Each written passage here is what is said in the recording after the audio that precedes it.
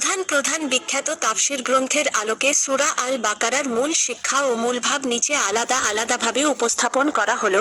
১. তাফহিমুল কুরআন, সৈয়দ আবুল লা মওদুদী। মূল দৃষ্টিভঙ্গি: সামাজিক, রাজনৈতিক ও আন্দোলনমুখী হেদায়েত। সামাজিক ও রাষ্ট্রীয় বিধান: সূরা বাকারা কেবল ব্যক্তিগত ইবাদতের কথা বলে না, বরং একটি আদর্শ সমাজ ও রাষ্ট্র গঠনের পূর্ণাঙ্গ রূপরেখা দেয়। বিবাহ, তালাক, উত্তরাধিকার, কেসাস, দণ্ডবিধি এবং অর্থনীতিসহ জীবনের যাবতীয় বিষয়ের নির্দেশনা এখানে রয়েছে।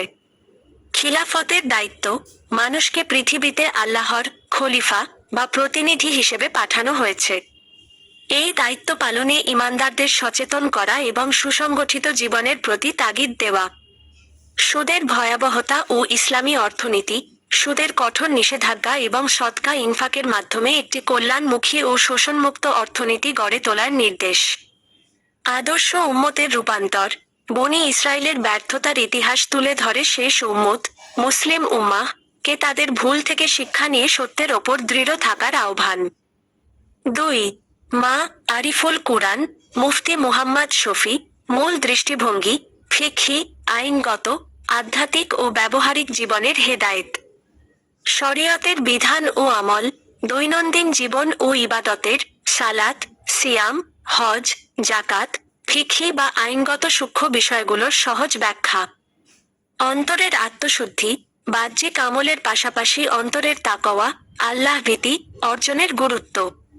তাকওয়াই হলো আল্লাহর বিধান মানার মূল ভিত্তি। তাকদীরের প্রতি বিশ্বাস ও ধৈর্য: বিপদ আপদে ধৈর্য ধরা এবং সালাতের মাধ্যমে আল্লাহর সাহায্য প্রার্থনা করার শিক্ষা। হালাল হারামের স্পষ্টতা: খাদ্য ও উপার্জনে হালাল হারামের সীমান্ত নির্ধারণ এবং হারামে লিপ্ত হওয়ার আত্মঘাতী পরিণতি সম্পর্কে সতর্কীকরণ। ৩. ফি জিলালিল কুরআন, সৈয়দ কুতুব। মূল দৃষ্টিভঙ্গি: ঈমানী অনুভূতি, আত্মিক বিপ্লব ও জীবন দর্শন। আল্লাহর সার্বভৌমত্ব, হাকিমিয়াত: সম্পূর্ণ জীবনকে আল্লাহর রাব্বানিয়াতের অধীনে সমর্পণ করা।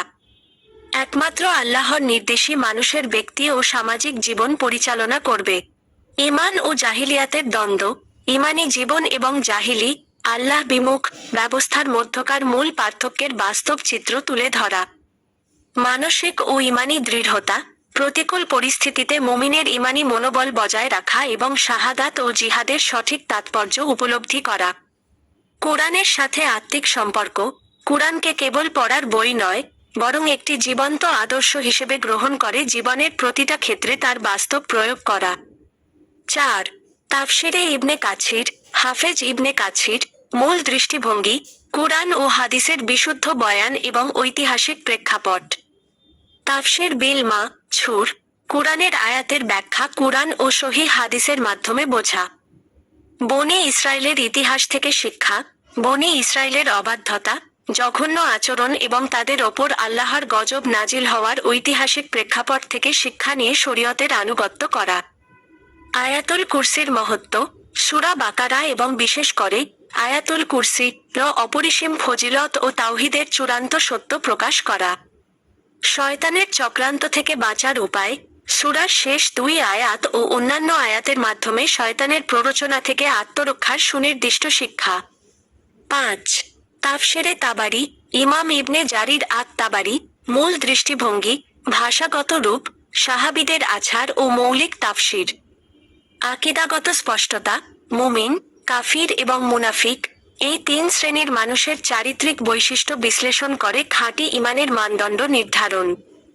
ভাষাগত ও ব্যাকরণগত সৌন্দর্য: আরবি ভাষা ও সাহাবী তাবেঈনদের বর্ণনার আলোকে আয়াতের মূল অর্থ অনুধাবন।